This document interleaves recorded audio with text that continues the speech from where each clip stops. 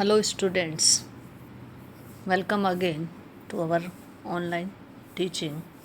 Today, we will discuss the title of the story, The Third Thoughts by A.B. Lucas. Why this title is it significant or not? Before to discuss about the title, first we will talk about the author, then summary, and then we will come to the point, the appropriateness of the title. Edward Verrell Lucas was a British journalist, essayist, travel writer, and novelist, and he was born in Eltham, Kent. Lucas grew up in a middle class Quaker family in Brighton. Now, the summary of the story. In this essay, Third Thoughts, Lucas presents the changing nature of the human mind. Lucas proposes that his friend, the narrator, who was not a successful businessman, once purchased a painting for 10 shillings, which turned out to be an authentic Turner. Thus, he was able to set it for £50, providing him with a profit of £49, 10 shillings. As an ethical man, he wanted to share half of the profit with the dealer as he had made a very fair deal. Later, he thought it was not practical and decided to give him just 10 deal.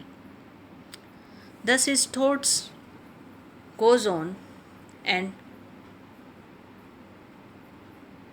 at last he thought that he gave him only £5. The goddess of business would be angry. He controlled his emotions and was ready to send just £1 to the dealer. Later, he went to the club for lunch and lost all he had in a game of bridge. In the end, he concludes that buying and selling are basic transactions between a customer and a dealer, and when the deal ends, there is no obligation of any duty on either side. So, the essay reflects the innate greed in man that dominates over one's desire to be good or generous. It is a study of the human psyche that succumbs to frailties of human nature. Now we will come to the point, the question, the significance of the title. Is it appropriate or not? The title Third Thought is very appropriate. The phrase Third Thought is a humorous coinage by A.B. Lucas from the base Second Thought. The significance of the title is the irony of the end. The narrator, when finally in consciousness of his thoughts, the third one, was about to act on it, lost much of the money in a game of bridge. So the end is ironic of our thoughts, plans, ideas versus what actually ends up happening. Two major themes that could be looked at would be the irony of realism, the theory of cognitive dissonance. It was an idiom created by the author A.B. Lucas. It is based on a very popular idiom, second thought. Second thought means one more consideration given to an issue.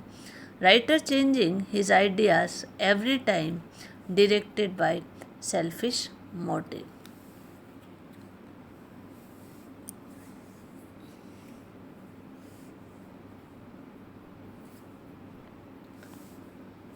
So the third thought is used in the sense of opinion or resolve formed after repeated reconsiderations.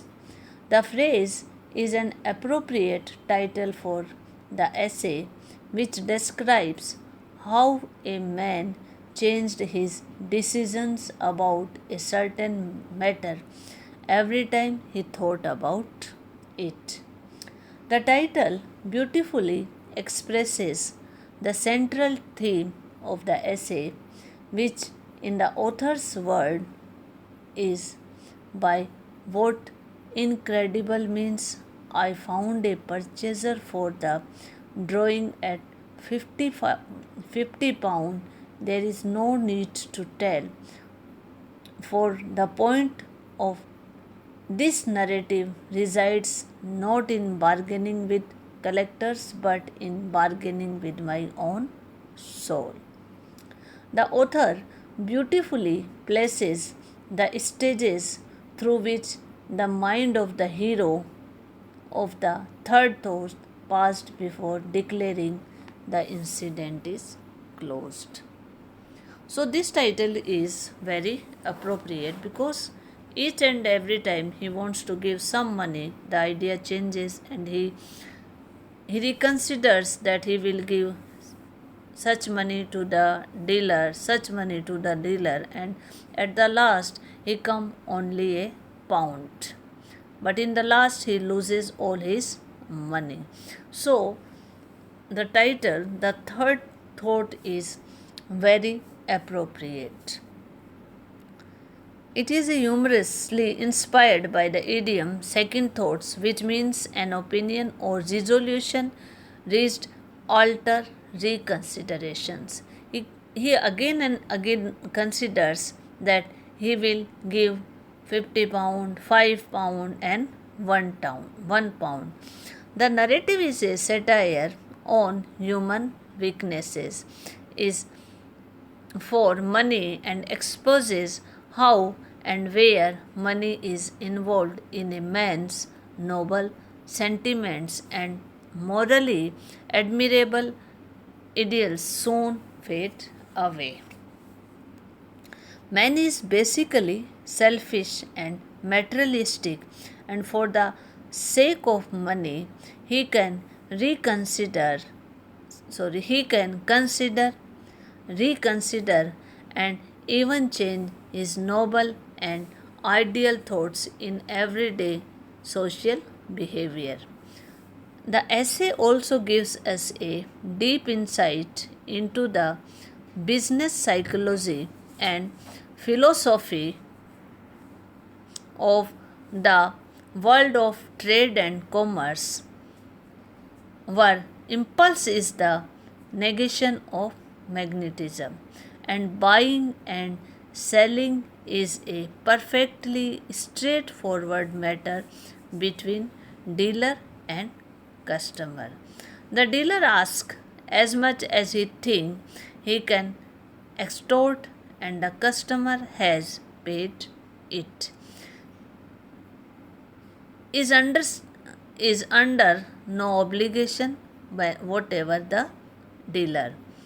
The narrative is a perfect blend of fancy, humor, and satire.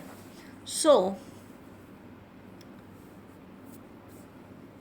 again, I want to say that the title of the essay, The Third Thought, is quite appropriate because in the summary we have discussed that his thoughts changed again and again and again.